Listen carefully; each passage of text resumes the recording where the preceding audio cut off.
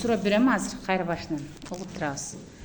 Кайсыл санды 2-ге бөлсөң дагы, 3-кө бөлсөң дагы калдыгы 1 чыгат? Жок. 7. Туура. Туура. Дагы. Алганда бос болот. Аны 2-ге бөлсөң сыя болот. Аны 5-ке бөлсөң сары болот. 10-го бөлсөң көк болот. Жок. Жок. Кол көтөрүп жооп беребиз. Кол көтөрүп. Алма?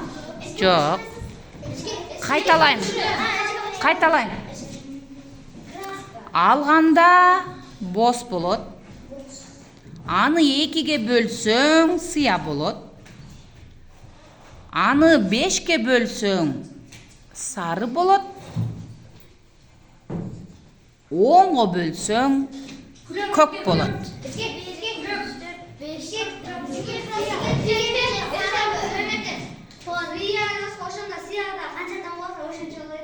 Жок. Төлөк. А? Жок. Таппадыңар, а?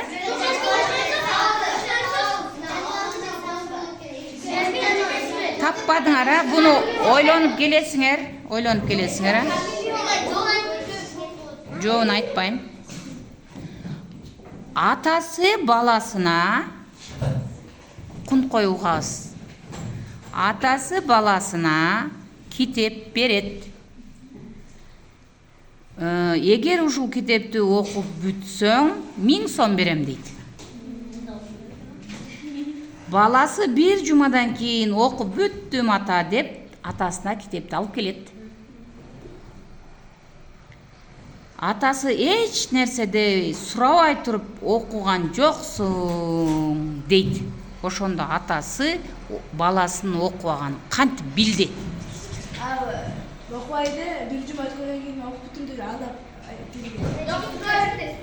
Жок. Китептин ичинде эч нерсе жазылган эмес. Жок. Өзү атасы берсе, жанагы бала 1 жуманы өзүнө өткүзүп сен окуадың. Жок. Кайрат. 1 жума.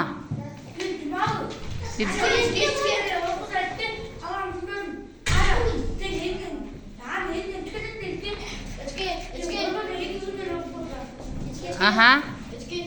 Тимур. Атасы баласына китеп берет го. Ошондо ал баласы 1000 сом үчүн аракет кылат да. 1000 сом үчүн аракет кылат. Кийин ошого өзүн көңүл коюп окубайт. Ой эчке.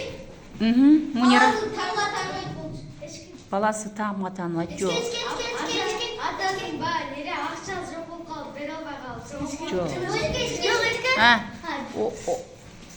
Bir cumadan keyin berет го.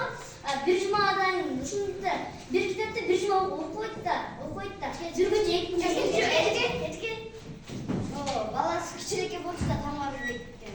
Таппадыңарбы? Жоон айтайынбы?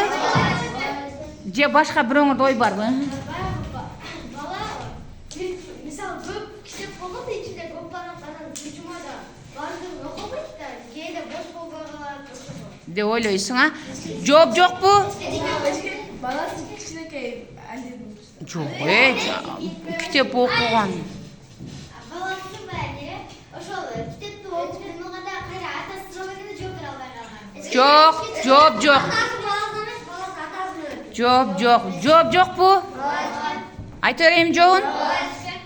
Китептин ичинде 1000 сом бар болгон болот. Атасы салып койгон болот, аны баласы окуган жок, көргөн жок.